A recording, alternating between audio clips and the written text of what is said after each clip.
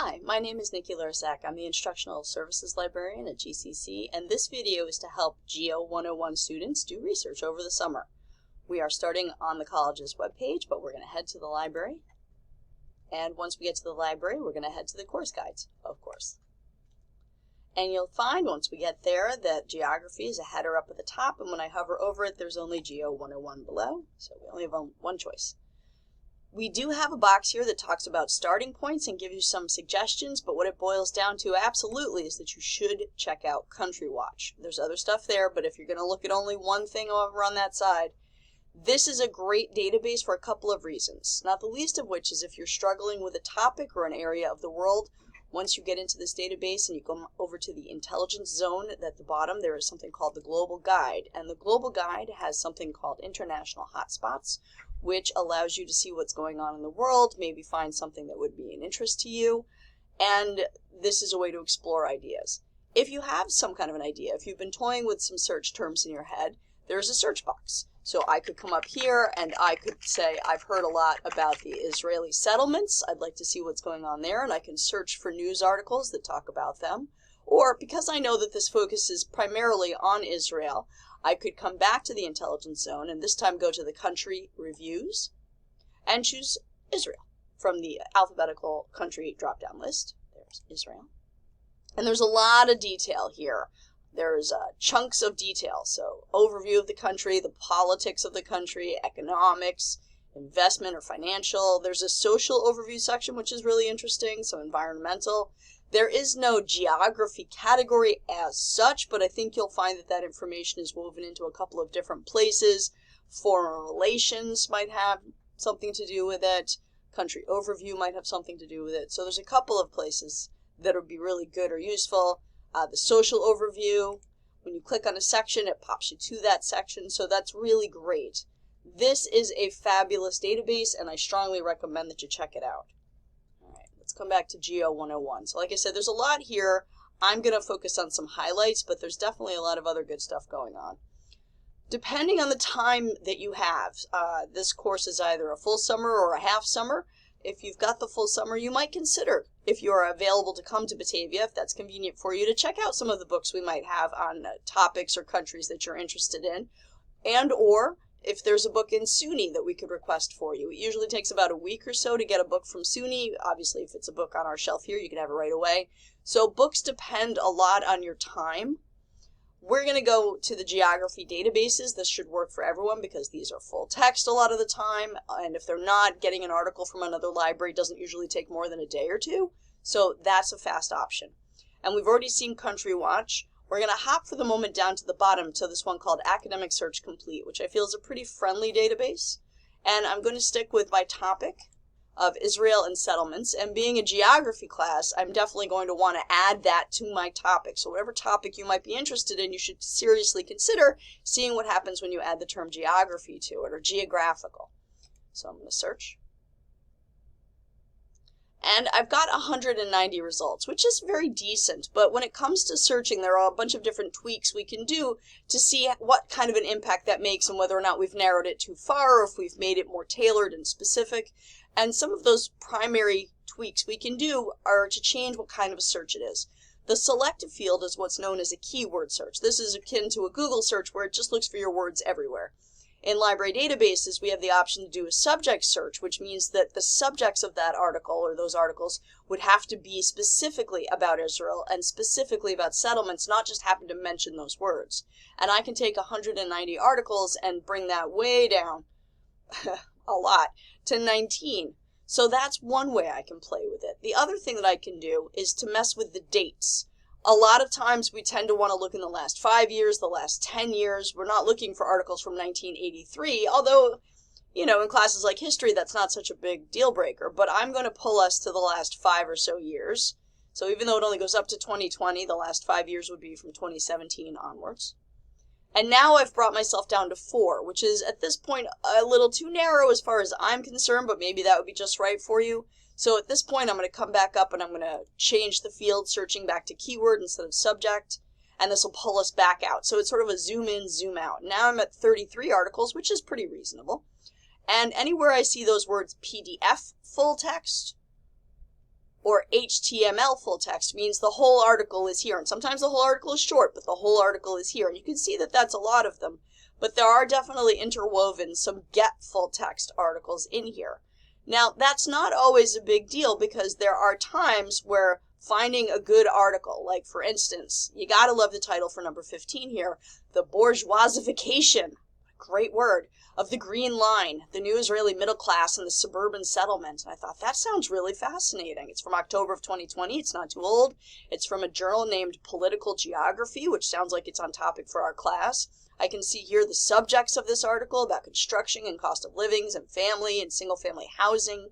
So this sounds interesting, especially because it includes the West Bank and Palestine, which is controversial. It is a get full text article. If I wanted to make sure it's really interesting, I'm going to click on its title to see if there is a summary or an abstract, which there is in this case, but not always. And now I have a little more detail about this article and whether or not it would be good or useful for me. And if I decide totally I'd love to see if I can get this, then over at the top left, there is that get full text link. And here's why I don't always recommend that you use the limit to full text only that our databases will allow you to do. And that's because there are those cases where it is the best case scenario where clicking on get full text means that I am 1 to 2 clicks away from the actual article. I wouldn't see it if I limited it to just full text articles. I tend to reserve that limit for when I have thousands of articles, in which case I won't miss probably a couple. I'll still have a lot to work with. So here's my article, The Bourgeoisification of the Green Line. And I can see I've got page numbers. Well, hold on. I can see I have page numbers starting down here is page 2. So again, this is the sort of thing that we like for citation. You've probably heard someone tell you that we like citation details. But here's my article. So definitely it is worth your while to not do the limit to full text if you can help it, because sometimes you'd miss great stuff. All right. My last database, let's head to JSTOR. JSTOR is definitely not a first database. It's a middle to a last database because you really need to know your topic well before you come to JSTOR, because you have to be armed with good words or you have to know exactly what you're looking for. So I'm going to come here and I'm going to do Israel and settlements. The sort of limits we always do in JSTOR are to the content that we can access, though we'll talk about that. We always limit to articles because nobody wants a book review or something miscellaneous. We tend to think about whether or not limiting is an important thing for us. I am going to do that again, last 5 years. And one thing that JSTOR has is the journal filter. So I can come down here and say, well, of course, for this class, it makes total sense that I would want to limit to geography. And it would make total sense, considering my topic, to limit to Middle East studies. Obviously, this will depend on your topic. If you're looking at something in Eastern Europe, then you might consider Slavic studies or Latin American studies if you're down there. All right, I hit my submit. Now I've got 81 results, but there are a couple of things you need to know about our results here. So, free.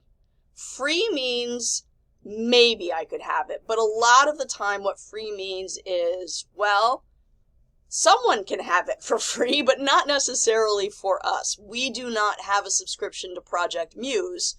If we did, it would be free.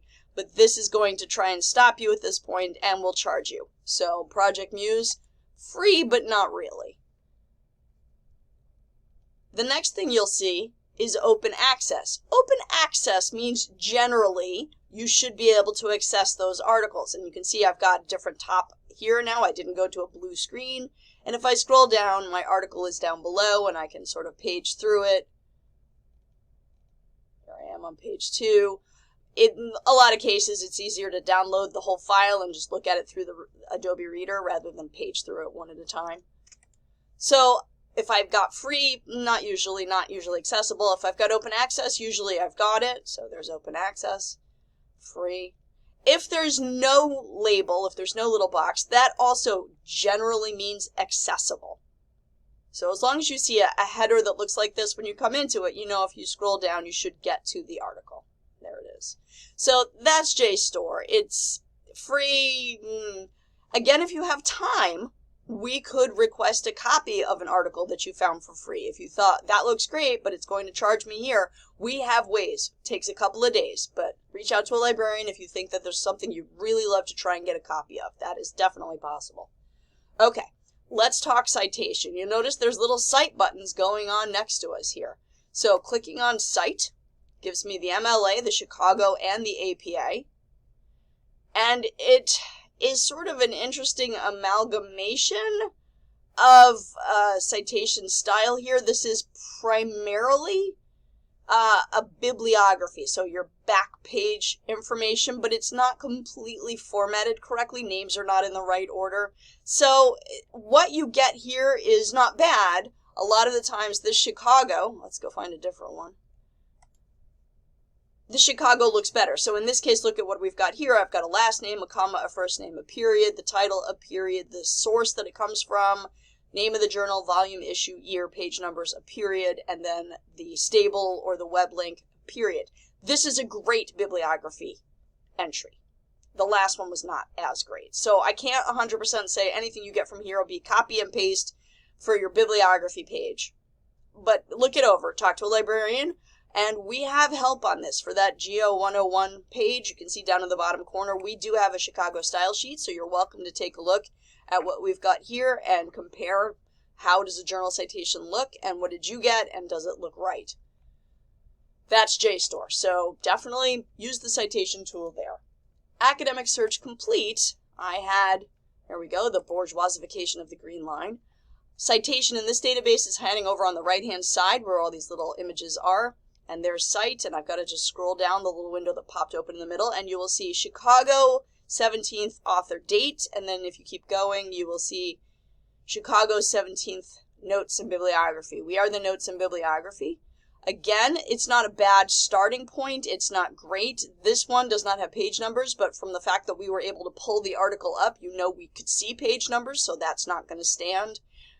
There's too much information in the date. The title is the title good? I think the title's probably all right. Our DOI is not in the right format. That needs a little tweaking. So again, these are good starting points for a bibliography entry, but not great. In CountryWire, let me head to Chicago, because the Chicago for Country Watch is on page 7. I made a note. So you can see here that there is an entry right here. It starts with Youngblood, Coleman, Denise. It says Human Rights. It's in Country Review, United States. These are the details and the format for a Country Watch entry for a particular country. You see, obviously, this is the United States, and they looked at the Human Rights section. This is the editor of Country Watch, Denise Youngblood Coleman. She has, since I've made this last guide, she's hyphenated her name.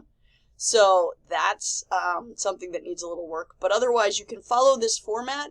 The only thing you'd need to do is find out the publication date on your entry. So for Israel, in order to find out when Israel was last updated, there's a country review. And at the very top, it tells me that Israel was last updated in 2022. So that's enough for me to know the date to do the citation. If you have any questions about citing and researching for this class, please reach out to us.